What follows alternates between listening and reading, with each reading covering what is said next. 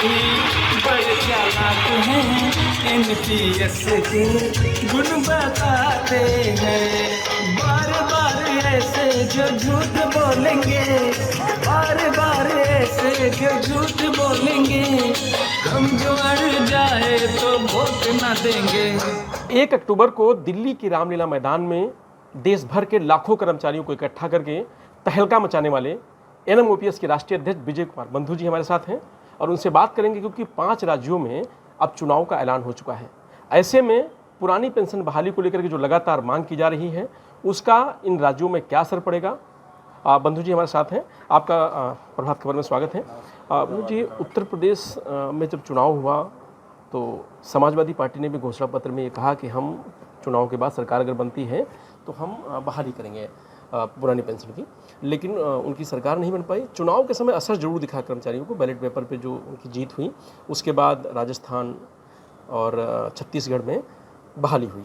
अभी जो 5 राज्यों में फिर चुनाव होने वाला है, तो इसमें क्या असर दिखेगा कर्मचारियों को पुरानी पेंशन बहाली को? देखिए, आज मुझे खुशी हो रही है कि शिक्षक कर्मचारी अपने मुद्दे पे एकजुट हो गया है और जो अभी तक तमाम भ्रांतियां थी, जाति, धर्म, भाषा, क्षेत्र, इन सब चीज़ों से ऊपर उठ चुका है। ये बड़ी अच्छी बात है और पूरे देश के कर्मचारियों को एनएमओपीएस को इस बात के लिए धन्यवाद देना चाहिए कि कभी चुनाव में शिक्षक कर्मचारी का कोई वैल्यू नहीं रहता था, लेकिन अभी इस पुरानी पेंशन के आंदोलन ने, एनएमओपीएस हटेवा ने कर्मचारियों को एक महत्वपूर्ण कड़ी के रूप में लाकर खड़ा कर दिया। और 1 अक्टूबर की रैली आपने जैसा देखा होगा, पूरे देश का जो शिक्षक कर्मचारी उतरा और लोग तो बताते हैं कि 77 में जेपी के आंदोलन के बाद स्वस्फूर्ति अगर कोई घटनाक्रम हुआ इस तरह से तो 1 अक्टूबर हुआ, जहां लाखों लोग स्वतः अपने मुद्दे के साथ खड़े हुए। तो 5 राज्यों जो विधानसभा चुनाव है, निश्चित रूप से मुद्दा बहुत प्रभावी है और प्रथम मुद्दा है। जिन राज्यों में पुरानी पेंशन लागू है, उन राज्यों के लिए 2 बड़ी बातें आ गई हैं। एक तो अपनी स्वयं की पेंशन बचाएं, इसलिए उन्हें ओपीएस के पक्ष में वोट मतदान करना है। दूसरा, अगर वो ऐसा करते हैं तो देश के लिए भी एक रास्ता खुलेगा। तो जहां लागू है उनको अपनी पेंशन बचाना है, जहां जिन राज्यों में नहीं लागू है उनको लागू करवाने के लिए वोट करना है।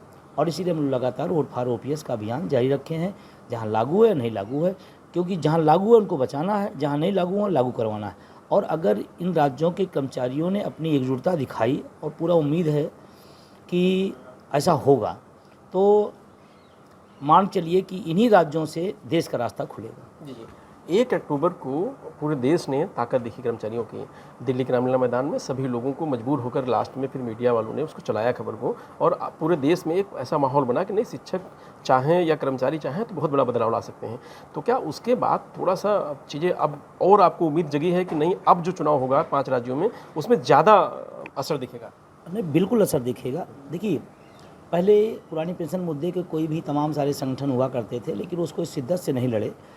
हटेवा एनएमओपीएस आया तो उसको शिद्दत से लड़ा और लोगों के अंदर एक विश्वास गया, संगठन के प्रति विश्वास गया, नेतृत्व के प्रति विश्वास गया कि हाँ, हमारा नेतृत्व ईमानदारी से हमारे मुद्दे के लिए संघर्ष कर रहा है, और उसी का प्रदर्शन 1 अक्टूबर था। तो अब लोगों को 4 राज्यों के अंदर पेंशन बहाल हो गई, लोगों को बिलीव पैदा हुआ कि नहीं, संघर्ष से मिलता है। और जब अब तो चुनाव तो संघर्ष का भी नहीं है, वो तो सिंपल है, जाना है और बटन दबाना है। मतलब इतना आसानी से अगर अपने बुढ़ापे की लाठी मिल जाती है या बच जाती है लाठी, तो इससे आसान क्या होगा। लोग समझ रहे हैं, पूरी तरह समझ रहे हैं और लोग तैयार हैं। बल्कि मैं तो यहाँ तक कहूँगा कि लोग अपना ही वोट नहीं, अपने घर का, अपने परिवार का, अपने रिश्तेदार का, अपने जानने वालों को भी एनपीएस और निजीकरण भारत छोड़ो का जो अभियान हमने पिछले कुछ महीने पहले चलाया था, उस पर लोग एकदम बिल्कुल शिद्दत के साथ डटे हैं और इस पर असर बहुत बड़ा पड़ेगा। और मैं तो कह रहा हूँ कि शिक्षक कर्मचारी अब निर्णायक स्थिति में आ गया कि सरकारें किसकी बनेगी, किसकी बिगड़ेगी, ये शिक्षक कर्मचारी तय करेगा। तो हम कह रहे हैं कि जात, मजहब, सारी चीज़ें छोड़ करके वोट फॉर ओपीएस। हाँ, बिल्कुल। और ये कोई पहली बार नहीं हो रहा। हमने कई राज्यों के अंदर, चाहे हिमाचल के अंदर आपने देखा हो, चाहे कर्नाटका के अंदर, चाहे झारखंड में, चाहे उत्तर प्रदेश में, वोट फॉर ओपीएस के पक्ष में, यहाँ भी पोस्टल बैलेट में कभी भी एक विशेष पार्टी के अलावा किसी को लाभ नहीं मिला। लेकिन 2022 के चुनाव के बाद जितने भी आ रहे, सब पोस्टल बैलेट कहाँ जा रहे हैं, ओपीएस के पक्ष में जा रहे हैं। जो ओपीएस की बात कर रहे हैं उनके साथ जा रहा है।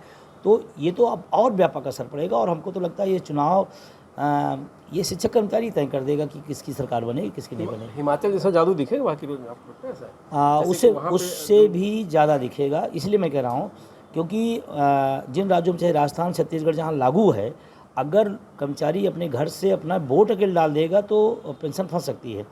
अपना वोट डलाना है, अपने लोगों को जागरूक करना, अपने लोगों को तैयार करना, अपने लोगों को ज़्यादा उस पक्ष में खड़ा करना है कि भाई पुरानी पेंशन नहीं रहेगी। और दूसरा सवाल जो निजीकरण का है, जो सरकारी संस्थाओं का, विभागों का, पदों का सब प्राइवेटाइजेशन करते जा रहे हैं, इसके खिलाफ भी लोगों में गुस्सा है। तो हमको लगता है कि उससे भी ज़्यादा प्रभावी और कारगर होगा कि शिक्षक कर्मचारी तय करेगा कि किसकी सरकार बनेगी, और वो उसका नारा है सरकार उसी की बनेगी जो पुरानी पेंशन है। जो मुख्य धारा में है या मुख्य भूमिका में है पार्टियां, क्या वो भी रुचि दिखा रही हैं कुछ कर्मचारियों के प्रति, पुरानी पेंशन बहाली को प्रति? देखिए, चुनाव से पहले हाँ दिखा रही हैं और अपने घोषणा पत्रों में रख रहे हैं या अपना वचन पत्र दे रहे हैं या अपने सभाओं में लगातार बोल रहे हैं। पहले तो लोग नाम नहीं लेते थे पुरानी पेंशन का, कोई नेता हो, कोई पार्टी, कोई नाम नहीं लेता। ये तो धन है सटीवा NMOPS का संघर्ष है, हमारे साथियों का संघर्ष है कि आज हर जुबान पर हाँ कोई निगेटिव बोल रहा है, सत्ता पक्ष अगर होगा, कोई पॉजिटिव बोल रहा है, बोल सब रहे हैं, और यही हमारी बड़ी सफलता है। और इन चुनाव में मैं सभी लोगों से अपील भी करता हूं कि आप अपने किसको वोट दे रहे हैं ये मायने नहीं रखता। वोट आप अपने बुढ़ापे में अपनी दवाइयों के लिए दीजिए, वोट अपने बुढ़ापे में अपने सम्मान और स्वाभिमान के लिए दीजिए, वोट अपने जो जीवन का वो अंतिम दौर होता है उसमें सुखद जी सके इसके लिए वोट दीजिए। इस बात पर आप फोकस होइए कि बुढ़ापे में कोई काम नहीं आता, सिर्फ और सिर्फ पुरानी पेंशन काम आ रही। और आज जिन राज्यों में लागू हो गया है, अभी हिमाचल का जैसे लेटेस्ट उदाहरण चला, 1770 रुपये पाने वाला NPS में 36,000 से ज़्यादा पेंशन में पुराने में आया। तो अब ये तय करना है कि 1770 वाली सरकार चाहिए या 36,000 वाली सरकार चाहिए, ये तय करना पड़ेगा। प्रभातखबर.com, विश्वास वही, रफ्तार नहीं।